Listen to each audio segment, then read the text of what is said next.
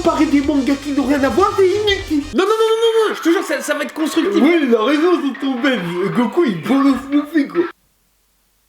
Si, je te jure qu'il y aura pas que des gens comme ça.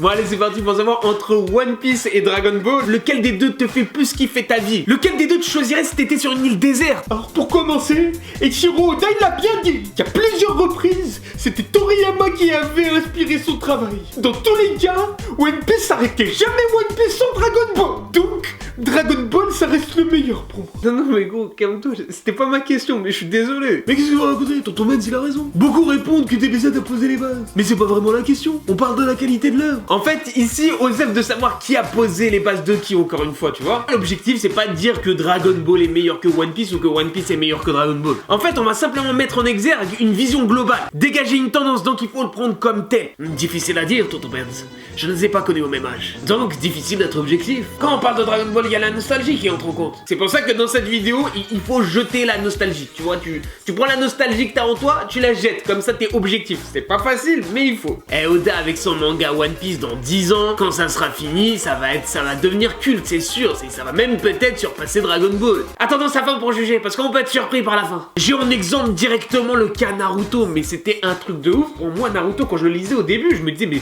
c'est un truc de fou malade. Mais vu que la fin, elle est fucked up, bah voilà, tu vois, voilà. Donc tu vois à quel point une fin peut te biaiser ton regard. Mais c'est vrai que Dragon Ball c'est simple, on a du fight et on kiffe ça. One Piece en fait c'est supérieur au niveau de la complexité de l'histoire. Pour moi, s'il y a bien un point où Dragon Ball surpasse One Piece, et oui, il n'y a aucun débat possible pour moi, c'est au niveau de l'intensité des combats, c'est au niveau de la beauté du geste. Pour moi, en fait, je vois aucun rival à Dragon Ball. C'est tellement gracieux. Si, peut-être Jojo Bizarre Adventure.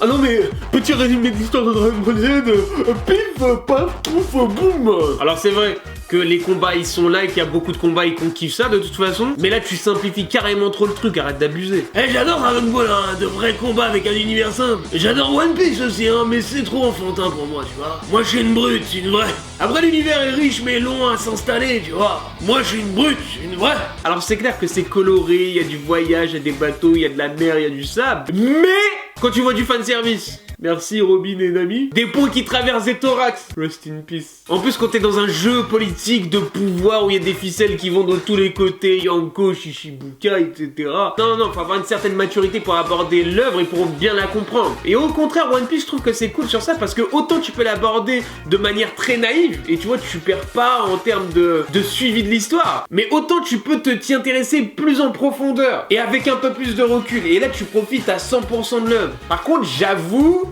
des fois c'est un peu long One Piece, hein, on va pas se mentir. Ça je ne le nie pas, mais en même temps si c'est long à s'installer c'est parce que l'univers en lui-même est hyper gigantesque, méga structurel. Enfin t'as compris, tout cet univers ça met du temps à s'installer. En fait depuis tout à l'heure, je suis en train de vous regarder, vous êtes un peu des kikoulas. Ce qui est incroyable avec One Piece, c'est le scénario et les personnages qui sont gérés d'une main de maître. Suffit de voir le foreshadowing de ouf de Oda, quoi. Alors foreshadowing c'est par exemple quand tu vois un truc dans le chapitre 1 et que tu vois sa réponse au chapitre 557 par exemple. Alors j'étais pas obligé de dire foreshadowing mais je voulais me la péter, tu vois ce que je veux dire. Mais j'avoue, c'est vrai que s'il y a un truc de ouf dans One Piece, c'est que tout est relié depuis le premier chapitre. C'est un truc de fou malade. Ce qui nous laisse tout le temps avec plein d'interrogations, mais qu'on traîne depuis, je sais pas, depuis plus de 20 ans. Tu vois, peut-être j'abuse. Tu vois, le mec, depuis 40 ans. Mais t'as compris, moi je commençais à lire One Piece, j'étais en primaire ou en 6ème, je sais plus. Et il y a des questions que je me posais à l'époque et dont je n'ai toujours pas de réponse aujourd'hui. Et tu vois, ça permet de faire des coups de théâtre de fou malade.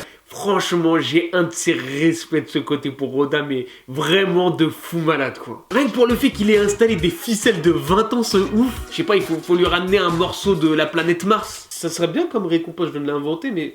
T'imagines, les mecs qui font des trucs de ouf, tu leur ramènes un morceau de Mars. Si on se met à la place d'un scénariste, c'est évident qu'il préférera celui de One Piece. Pourtant, celui qui véhicule les meilleures émotions, c'est Dragon Ball. C'est vrai que si on mesure la qualité d'un animé, pour moi, en tout cas, c'est par rapport au moment intense que tu vis en lisant le manga. C'est le nombre de moments où t'es comme ça devant ton écran ou devant ta lecture.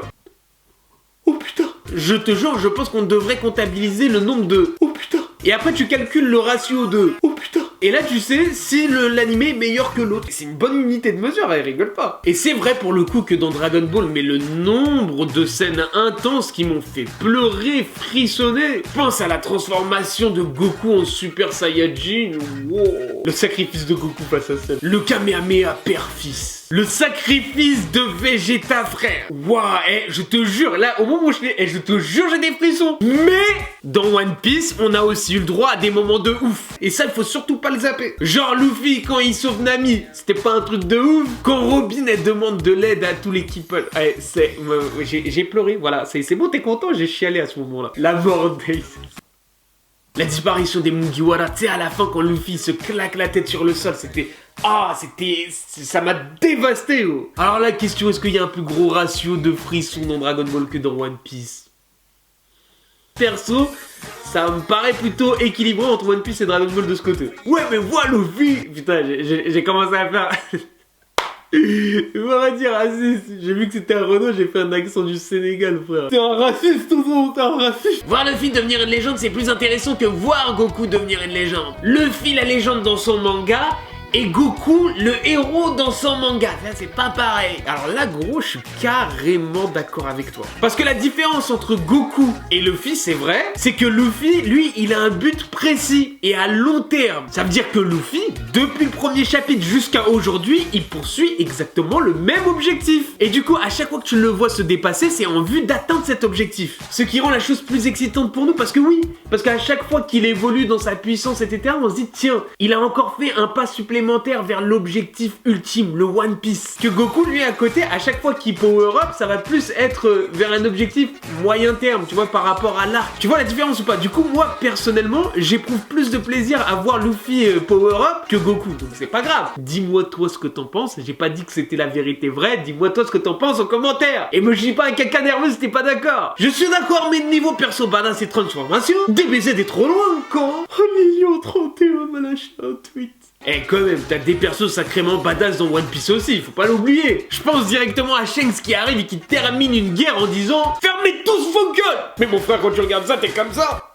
Mais j'avoue que la badassitude de Gohan Super Saiyajin 2 et de Mirai Trunks... Oh là là là là là là là. Non, pour moi, ça plie le game de tous les mangas, gros. Tu prends la nostalgie que t'as en toi, tu la jettes. Merde, est-ce que c'est la nostalgie qui me fait parler? C'est la nostalgie, je crois. Pour moi, One Piece, il serait sorti à la même époque que Dragon Ball. One Piece, il serait considéré meilleur que Dragon Ball, largement, 100%. Ah, wallah, tu veux dire que si on avait sorti tous les tomes de One Piece en même temps que ceux de Dragon Ball, que c'est sûr que One Piece aurait été déclaré comme étant le meilleur manga? Starfoula, ce qu'il a dit. Moi, monsieur, je ne prends pas cette responsabilité de dire si t'as raison ou t'as pas raison. Je vais faire mieux que ça, je vais foutre la merde. Je sais que derrière ton écran, là, t'en peux plus depuis tout à l'heure, t'es pas d'accord avec certaines choses qui ont été dites, bref. T'as envie de vider ton sac, t'es en mode. Non mais là, ils disent de la merde, chérie. T'inquiète, c'est le moment de vider ton sac dans l'espace commentaire et moi, je serai là et je vais faire le débat. Est-ce que One Piece aurait eu plus de succès s'il était sorti en même temps que Dragon Ball, hein, sans prendre en compte le fait qu'il a inspiré que son Dragon Ball n'aurait pas existé, enfin bref. Et avant de quitter, grosse news de Fou Malade, je vais peut-être,